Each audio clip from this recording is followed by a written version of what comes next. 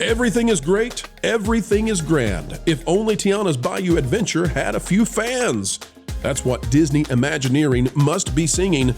Former head and presidente of Imagineering, Bob Weiss, is now spinning a yarn telling us all that they just had to replace Splash Mountain, and it's been a wonderful success. There's only one problem. As Mr. Weiss tells us these white little lies, it turns out that Tiana's Bayou Adventure is busted once more.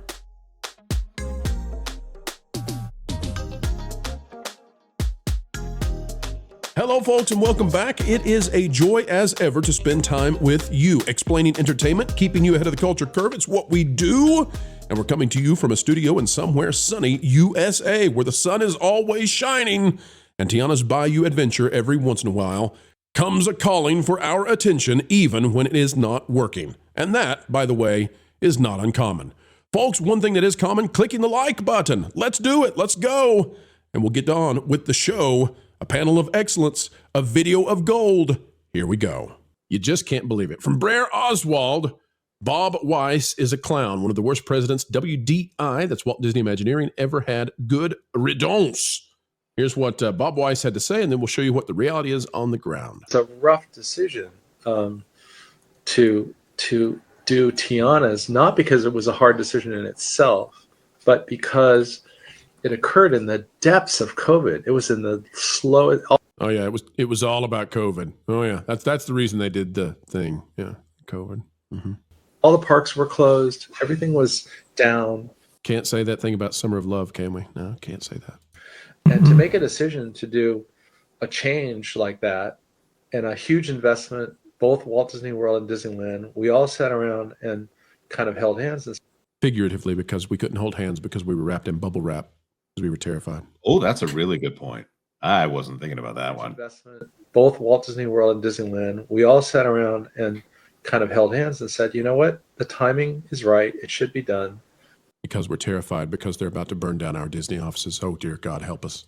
And it's a great idea, and it's a character that people now love, young girls, young boys who've seen those movies love. It's one movie. It's one movie, pal. We want to do it. But that was a really tough decision to make.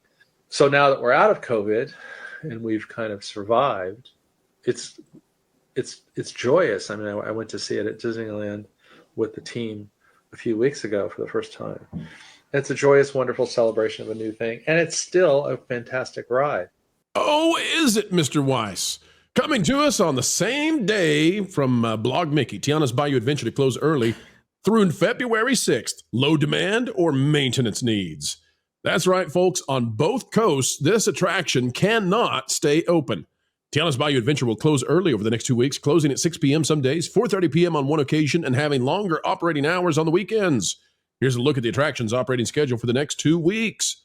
It says, according to the Walt Disney World website, Tiana's Bayou Adventure will operate with reduced hours at the Magic Kingdom over the next 2 weeks. Here's a look at the operating hours. You can see them. We won't go into detail, but it closes early. The operating schedule returns to normal starting February 7th, with Tiana's Bayou Adventure operating park open to park close after the 6th. Guess what, though, folks? It's not just at Walt Disney World. It's also at Disneyland. And why, you might ask? Why? Well, it's not just cold temperatures, because this is not what they did at Splash Mountain. It's probably maintenance. They broke the ride so badly it cannot stay open every hour the park is open. And Vash, I know you've got some stuff you'll show here in just a minute regarding this. Vash, are you ready? Yes, I am absolutely ready. It's very, very interesting. What you really got? You dumb. Oh, we're going to show them dummies. I see in the show notes. Show them the dummies. It's very interesting because we have water dummies actually being used to test this ride, not after hours, but actually during the early closing, at least at Disneyland anyway, before the park was actually closed.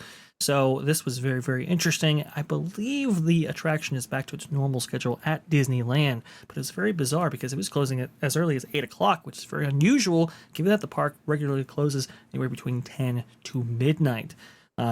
I've never seen any attraction still have the test dummies. I have never seen this in any theme park ever. No attraction. Like, I have been covering theme parks for 20 years. I have never seen an open attraction still using test dummies months after it opened. Well, and I think Jonas pointed this out on That Park Place. The Disneyland version of this attraction only opened in November, so we're talking about weeks after this had recently opened. And here's the other thing I haven't seen either, Pro. Brer Oswald was kind enough to send me this as well. If I can find it right here, yes, here we go. We have a survey that Disney actually put out.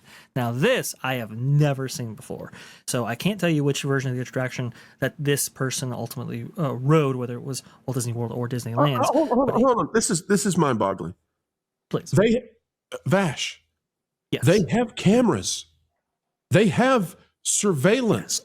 They have sophisticated electronics. Yeah. They don't have to operational ask reports. guests. No, they know because Pro, this is the thing we talked about. And forgive me, I'm jumping in here. please. They're not asking whether or not the ride went down. They're asking whether or not people realize that it's going down. Oh my gosh.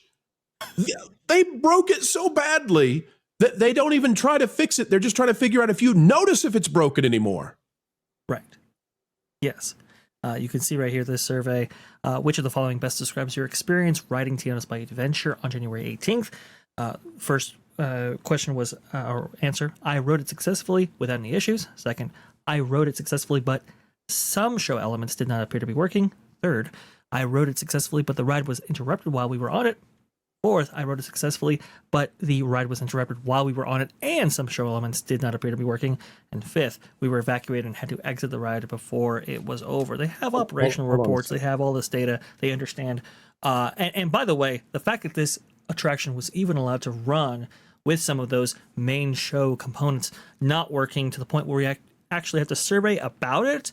I mean, we're talking 6 degrees of degradation when it comes to the Disney standard here. Hold on, something doesn't smell right here. Do you notice there's a space between the fourth and the last is the worst? We were evacuated, had to exit the ride before it was over. You see that space? Yeah. I do. I wonder, don't know this, first time I've seen this. I wonder if that space makes it so that we were evacuated, had to exit the ride before it was over, is typically you got to scroll down to see it. I just wonder, because why else would there be a space there when there's no space anywhere else?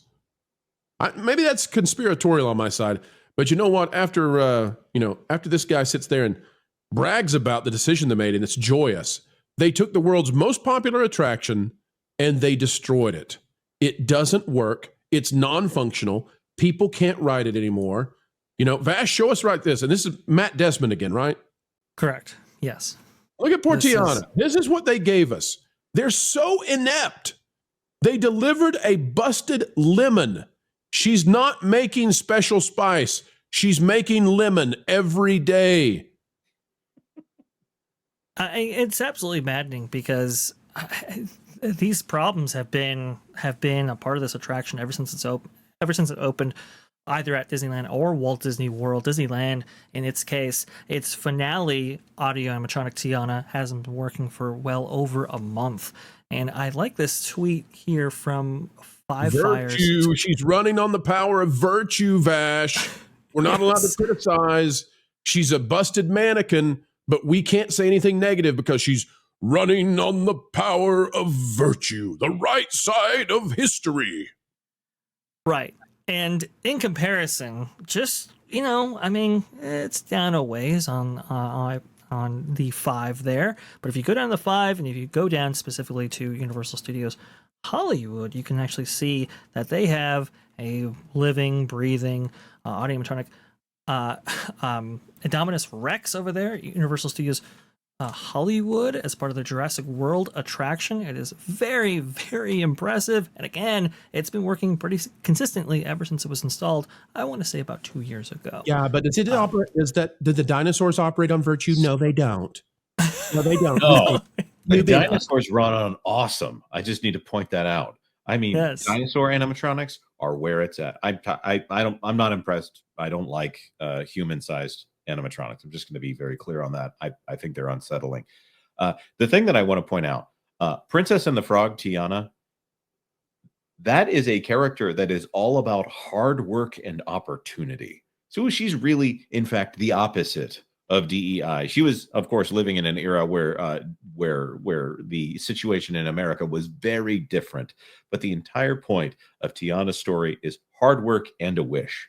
So, or a wish and hard work. When I look at this and Bob Weiss saying that, by the way, they were violating COVID restrictions at the time by all sitting around a table close enough for them to hold hands while they make their ridiculous decision. Missed that one on that Park Place. This to me is just, this is taking away a great attraction and replacing it with a lesser version of something that I'm going to say is not even worthy of the Tiana story here. I would like to stop talking about this ride, but Disney, what are you doing? They've never admitted that they've made mistakes with this ride. They have never done anything but say that it is working perfectly and that everyone loves it. But it is obvious you don't take this down on both coasts, because now it is closing early, not just in Walt Disney World, as was announced today. It's already closing early over there at Disneyland. They don't know how to get this thing working. They're trying to push it on Tokyo Disneyland. They're trying to get them to take down their working Splash Mountain that Tokyo Disneyland has maintained the entire time. And they're trying to say, look, is this not better? Look at that. Look at that face from Mama Odie right there going, what? What do you want me to do? I'm on a break. She still looks better than her voice actress. When that animatronic works, it's fantastic. At least this one is hinged. Yes. I, for one, look forward to Disco Tiana. I can't wait. I'm really looking forward to it. And Disney's never going to admit that they screwed up. They're never going to admit it, but it's still on virtual queue, and that's the same as admitting they screwed up. So whether they say it with words, still on virtual queue, people don't want to ride it. They hide it with the virtual queue. They hide the maintenance issues and the downtime with the virtual queue. They still don't want to load people up in that line. And from Bob Weiss, who, by the way, a 40-year veteran at Imagineering. Bob Weiss. Sorry. Hugely impactful. Did a lot of work for, I think, led the project for Disney's Hollywood Studios back in the day when it was Disney MGM Studios. Did a lot of work on the rebuilding or reimagining, I should say, of Disney California Adventure back in 2012. I believe led the Shanghai Disneyland project as well. He's done a lot of work. He's been there for a long, long time. Recently retired, I believe, 2023. Then went over to Gensler, which Barbara Bosa took his place. Very interesting little thing there. To hear from somebody so recognized that it was the right thing to do, and it's a great attraction. And by the way, huge investment by the company to do this. That's another point of emphasis right there. So even though it was a fairly cheap attraction, all things considering, it was still costly for the company. To hear him back this attraction this way, it's very, very disappointing. And anybody associated with this ride really, I don't know, sullies their name if they're still working at Imagineering or have had played any part in getting this off the ground. Remember, folks, you can't spell dysfunctional without Diz. You know, it's always sad when one of these video ends, and yet it is the beginning of the wait for the next one to land. 4 times a day right here on the Pro Channel. And by the way, there's plenty more on our partner channels. That Park Place, That Pod Place, That Game Place, and go check out the original music we have on stations like Vacation Radio. We'd love to have you, love to entertain you. At least we'll do a better job than some of the current entertainment companies. Folks, like, share, subscribe, and you know what? Drop a comment right on down below. Share this out anywhere you go on social media. And until the next time, we have the honor, the pleasure of getting to spend time with you when you choose to invite us into your day to add the value that we hope to bring your way. We ask that you keep learning, keep growing, and as always, keep having fun.